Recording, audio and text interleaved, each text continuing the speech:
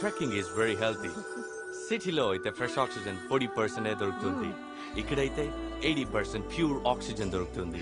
అలా అయితే అందరం ఇలా ఐసీయూలో జాయిన్ అవుతాం. అక్కడైతే 100% ఆక్సిజన్ దొరుకుతుంది. ఫస్ట్ టైం ఏంటి ఒక కొండ ఇంకో కొండ ఎక్కడం చూడటం. కాదు, నాకు మనవడు ఉన్నాడు, వాడికి చదువు అంటే చిరాకు. వాడికి ఫ్రీగా ట్యూషన్ చెప్పాలి నువ్వు. అయ్యో తప్పకుండా పిహెచ్డి అయ్యేదాకా చెప్పాలి. చెప్తాను సార్, నా పిహెచ్డి అయ్యే వరకు కాదు, వాడి పిహెచ్డి అయ్యేదాకా.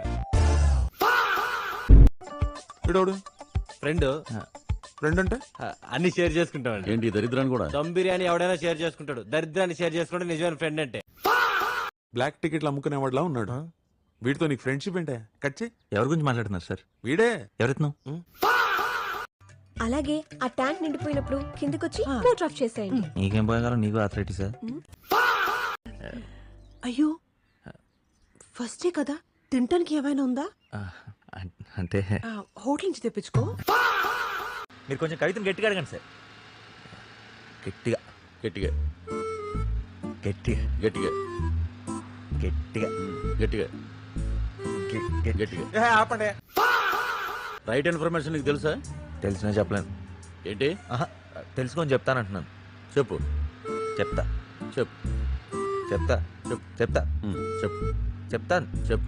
ఆపండి. పెట్టుకుని మామయ్య, మనోడు మంచి అదృష్టవంతుడు. లేకపోతే మన మధ్యలో కూర్చుని మనతోటి ఇలాంటి ట్రిప్ అంటే మామూలు విషయమా? అవును, మీది పెద్ద టిప్పు సుల్తాన్ ఫ్యామిలీ మరి. బా, లొకేషన్ అదిరిపోయింది మామయ్య. ఇదిగో పెంట్ హౌస్, రా ఓ సెల్ఫ్ దిగుదాం. సెల్ఫ్లు అల్మారాలు కాదు, సెల్ఫీలు అంటారు.